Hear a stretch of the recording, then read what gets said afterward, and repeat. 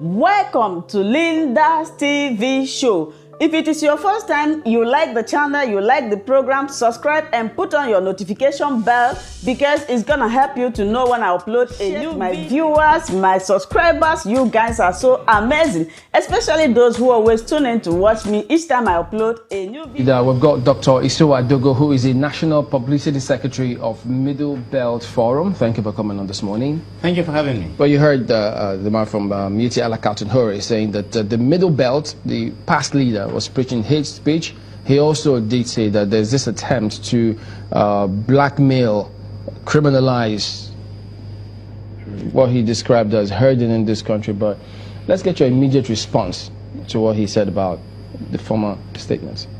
Well, if the security agencies were alive to their responsibilities, those guys talking there should not be walking free on the streets of Nigeria. Why? Because they are terrorists. I have refused to key into the idea of saying farmers herders clashed. There is no farmer herders clashed. You go to a village, you have seen it. It is not fake news, isn't it? They burn the villages, kill the people, destroy everything. Is there a clash there? With sophisticated weapons, targets are chosen, planned, and people are eliminated. There is a planned genocide. There is a planned extermination of the Middle Belt people. There is a deliberate compromise of these people who are criminals, who are terrorists, who are the same thing like Boko Haram. They are not different from them, and they are there. They are not herders. But even though the government has not declared them as terrorists, maybe independently calling them so. I am saying so. But I didn't start saying it today. I started saying it since 2011. But the government has not told us that I don't want that to group believe. I don't want to. Allah is a terrorist organization. I the government not has not whether said the government believes in it. But after all, international communities have said that the government is being compromised and they are supporting terrorism. And what is worse than what is happening? Take, for example, somebody will lie to the whole world and say 800 people were killed in the Mambila Plateau and no news of it. Did they show it that 800 people were killed? They were killed and simply swallowed them or thrown them into the ocean or into the river, and the corpses were not known and nothing happened. And it's an afterthought to now tell the world, oh, 800 people were slaughtered. But when it happened, why didn't they tell the world that 800 people were slaughtered? So these same people are the terrorists. Let me tell you, you have different types. What these people are, the Boko Haram promoters. They are the terrorist promoters. An average Fulani man that we have lived with for ages will never do what they are doing. They are simplistic in their thinking, straightforward, honest, and dedicated. If you offend them, they will retaliate. If you don't offend them, you are their friend. Now, how many people, our people, have gone out to go and kill Fulanis in their villages? How many Fulani villages have been burnt? And how many Fulanis do you have in a small community? Let's look at Can there be even up to 50? Let's look at that just situation that just happened recently, where over 100 people were murdered. No, please. Hold on. Let me see. Let me confirmation about 268 people were killed. Okay, if you say so. So coming from you, but if you have to look at that scenario against what our guest in Abuja from Mayete Allah Katuhari, from Magban instead. He said that their member made that categorical statement claiming that they perpetrated that attacks and have dissociated the whole organization from a particular individual who belongs to them as a high-ranking member. How do we delineate that? Sorry, I didn't get you very well.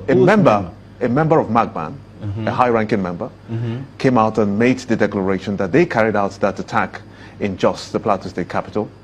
That many people were killed. The attack. Yes, but the leadership now of the party of the group has come out to say that no, he spoke on his own. He has no right to speak on our behalf. How do you weigh that? That is to demonstrate categorically they are trying to deceive the Nigerian people and the whole world on what is happening. But all of them are one and the same thing. criminals, terrorists, and they know it. And the security agencies should not allow these people to walk free. Is it not justified? Is it not justified for the umbrella body now to come and say that our member, yes, he said so, but he spoke on his own. He's not part of us. He couldn't have spoken on his own. He cannot have the ability to supply the weapons and identify the people. And you know, somebody there in Josba said categorically, when there was 24-hour curfew, they saw military people escorting cattle. Escorting the terrorists. How did they manage to come out when there was 24-hour curfew? Because the same scenario happened in Kaduna State. On the 24th of December 2016, there was 24-hour curfew. We sat down, we saw about 15 armored tanks that passed to Kafanchan. More than 35 trucks of police and soldiers passed to Kafanchan. 24-hour curfew, and they were slaughtering people in Kafanchan like chickens. And the people said they asked the police and the army, and they said, the terrorists. The terrorists were slaughtering people. Are you getting me? How? And the army and the police, as they said, that they had not been given orders. And the governor of Kaduna State has told the whole world how he went to pay people outside the country to stop coming to kill us. It is a public news. It's a common thing. So it is the same scenario. And it is the theory of conspiracy that I'm using and saying that, look, the very used terminology, Fulani farmers conflict, does not apply here. They are killing the farmers. They are killing everybody. They are killing us. And ask you, because, I mean, listening to them, they have said that there is a cause to some of the effects of what we're seeing today. But from your perspective, listening to you, correct me if I'm wrong, it does appear as though you're saying, look, they are just out there to kill the people. Hasn't there been any case where there's been some killing on the part of maybe some residents or some rogue elements in there? Because he says, for instance, the case of Zamfara, they were arming the neighborhood watch. Even in Benue Plateau, he says, some of those persons have carried out certain killings to which they were retaliation. Does that mean that that didn't happen? The question you have to ask in Zamfara, will the government have armed the neighborhood watch if there was peace? Are you justifying? No. I'm not justifying it, but you cannot also unjustify it. The first thing that the Zamfara governor would have done is because of the perpetuity of the killings in Zamfara that he set up the neighborhood watch. So why didn't he disarm them again after? Why will he disarm them when the killers, the terrorists, have increased in number? What I am trying to tell you here is that they are using, it's just the same thing when Boko Haram started. They started by burning churches. They started by killing Christians. I am sure I was here, which I said that, look, it is just a ploy to make the Muslims think that they are for them, but they were not, and that the Muslims will suffer more. So any sensible, responsible, reasonable person, Christian or Muslim, should know that we are dealing with terrorists probably worse than Boko Haram. Let me ask you, and they should be cut to size. We've had the president and their sponsors are there. We've had the president say that, look, if anyone is seen bearing arms, they should be arrested. So if you say then that they arm those neighborhood watchers, is there any law that approves or warrants? He's saying it now, not then. No, but I think his president has said it before. No, look, let me ask you this question. We have discussed at length the issue of state police, isn't it? No, but that's a separate matter entirely. No. The question is, do they have that is what right? I'm coming to now. Right. That is what I'm coming to. But technically, there is hardly a single state in Nigeria that doesn't have a de facto state police, whether you are talking of Kano or anywhere in Nigeria. And the reason for setting up the neighborhood watches is because the security agencies failed to protect lives and property. There are two separate things there. It's one thing. Separate. Let me make my point. They set up because there was insecurity. So let me ask a question. Because there was security. Let me rephrase the question then. The first is, if the state assemblies make a law for, say, neighborhood watch, and then they set them up, it's different from allowing them to bear arms, and they're two separate things. That is what he is saying. No, I'm asking you, because if you say that they arm them to bear arms. I don't know if they bear arms.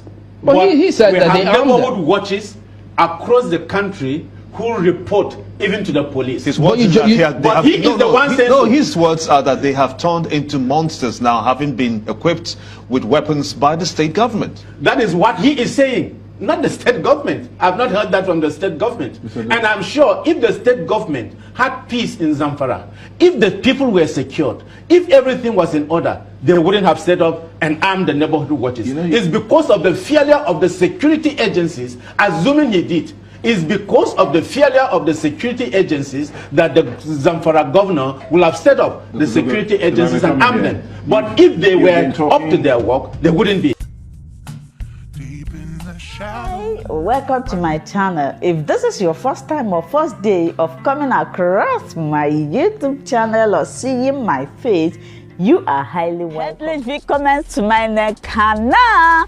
Mein Name ist Linda Chukwueze. It comes as Miguel. That red button that says subscribe and you turn on the notification bell so that you'll be able to get information on the. Bis zum nächsten Video und einen schönen Tag. Tschüss. Cheers, Beastman. Subscribe to Linda's TV show. What are you waiting for? Click on that red button that says subscribe. You turn on the notification bell so that you'll be getting more updates from me.